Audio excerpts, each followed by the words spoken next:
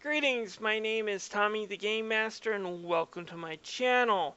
Now, today I'm going to be doing a response to Review Tech USA's video that Nintendo has not learned their lessons and therefore the Nintendo NX is more likely to fail. And my response is that Rich, the guy who runs the channel, is both right and wrong, more right than he is wrong. Let's get to the points where he's right about. He is right, especially about the fact that if the Nintendo NX bombs like the Wii U, Nintendo is done as a console manufacturer. They will have a hard time trying to get any consoles out the door, to get people to buy them, to expect any support for them. So they will be finished and kaput. He also makes some good points that if they make their console too weak, that third-party support won't be there. They will have problems as well. Because we're no longer talking about, like he said, Sega Genesis and Super Nintendo, where they were both 16-bit. Nintendo hardware in the last few years has been so weak that it's been impossible to cross-port anything from the Xbox One and PS4 just because the Wii U can't handle it. And that is absolutely true.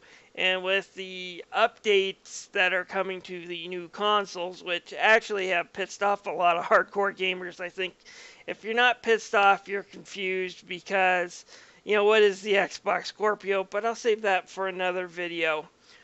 But anyways, if you can't cross-port them with the Nintendo console, Nintendo's going to lose out.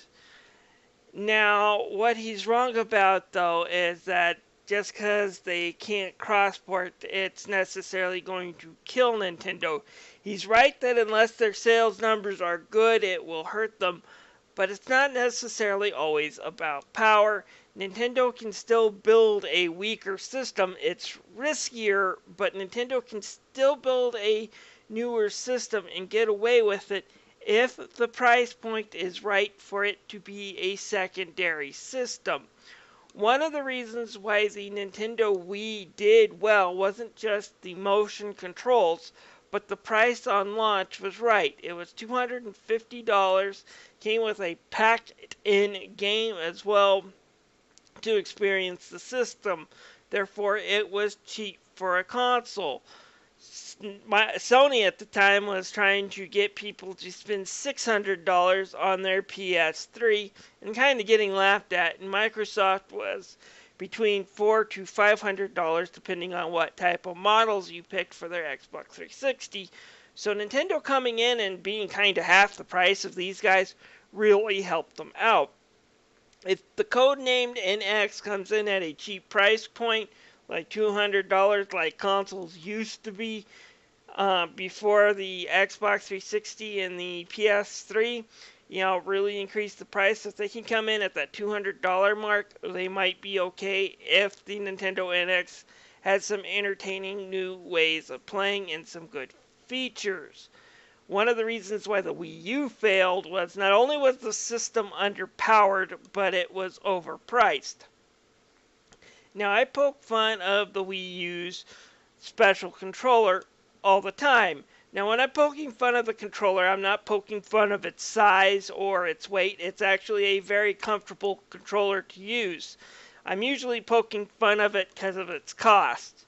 If Nintendo had scrapped that idea, went with this is going to be our high-definition Wii, we are still going to have the motion controls, but we're also throwing in this nifty classic controller that can be a normal controller and has 80 hours of battery life like the Wii U Pro controller has, and charge $200 for it, I think the Wii U would be doing a lot better.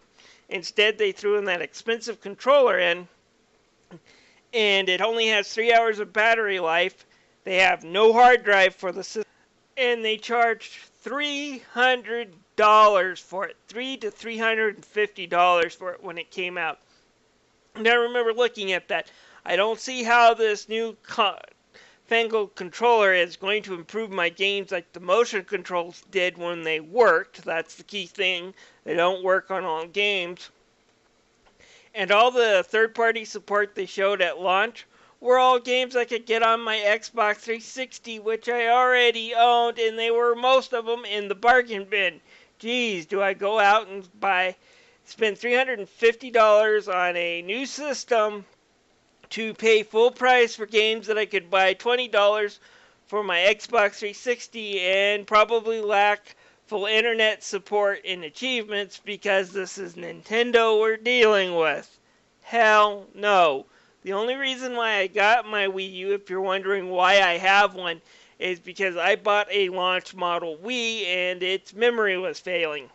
And because the way Nintendo's DRM is set up, if it went kaput, I would have a hard time restoring the virtual console games and other digital goods I purchased with the Wii Shop channel to another Wii console because Nintendo's DRM is screwed up. That is the reason why I own one. I did the math, and it would have cost me more to replace those virtual console games, because I am a fan of the virtual console, than to go out and buy a Wii U. That's right, Nintendo, you actually made a sale due to your really, really crappy DRM. Congratulate yourself.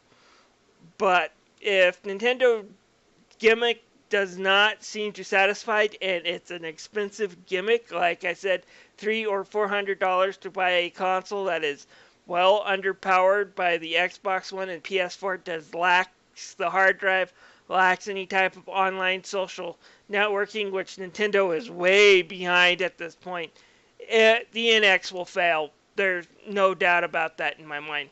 That said, if it is underpowered but it's cheap and the gimmick does provide some fun and provide some use in gaming, Nintendo will be able to slide by. Will it be the next Wii?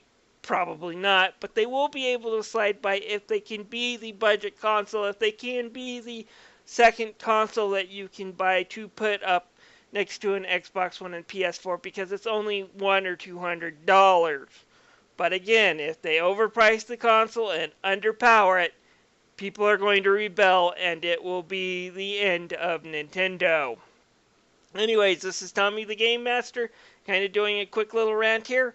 Thank you for listening. If you have any comments, feel free to leave them down below. I would love to hear from you all.